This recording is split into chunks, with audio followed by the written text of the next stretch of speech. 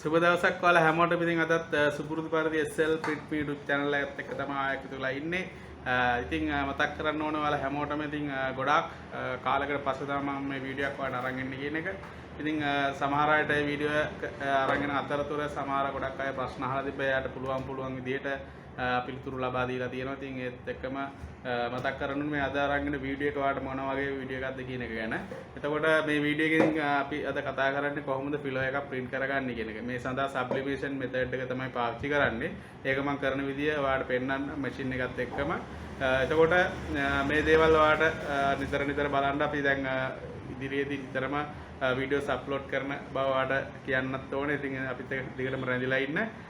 එහෙනම් වීඩියෝ එකෙන් ඉතුරු කොටස මේත් එක්කම බලමු. එහෙනම් අපිත් එක්ක හැමදාම ඔයාලා එකතු වෙලා ඉන්න. සුබ දවසක් ඔයාලා හැමෝටම SL Print Me YouTube channel එකත් එක්ක එකතු වෙලා ඉන්න. මේ තියෙන්නේ පිළ එක print කරන රෙද්ද. ඒ කියන්නේ එතකොට මේ මැටීරියල් එක ක්ලොත් එක ගත්තොත් සෙටින් රෙද්දක්. ඒ වෙනුවට ඔයාලට පාවිච්චි කරන්න පුළුවන් wet look රෙද්ද පාවිච්චි කරන්නත් පුළුවන්. එතකොට මේ මම අරන් තියෙන්නේ අඟල් 8 size එකේ print එකක්. මේක අපි මිර විදියට තමයි sublimation print කරන කට්ටිය ඔක්කොම දන්නවා.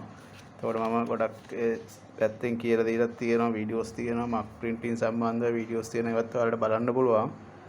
එතකොට මේක මම මේම අලවගෙන ඊළඟට මැෂින් එකට ගිහිල්ලා ඊටු ටික ඔයාලට කියන්නම්. එතකොට මේ තියෙන heat press machine එක. ඉතින් මේ මැෂින් එකට මම මැෂින් එක දැන් on කරලා තියෙනවා. එතකොට අපි හදාගත්ත ක්ලොත් එක print එක දැන් මේ අලවලා තියෙනවා.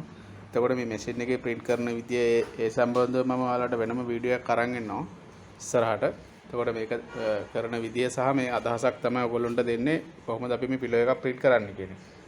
හරිද? එතකොට මේක දැනට මෙයා කේ තියෙනවා. දැන් අපි ගත්ත print එක print වෙලා ඉවරයි. මේ තියෙන්නේ ක්ලොත් එක. ඉතින් මේක ඊට පස්සේ ඔයාලට ඕන විදිහට පිලෝ එකේ size එක අනුව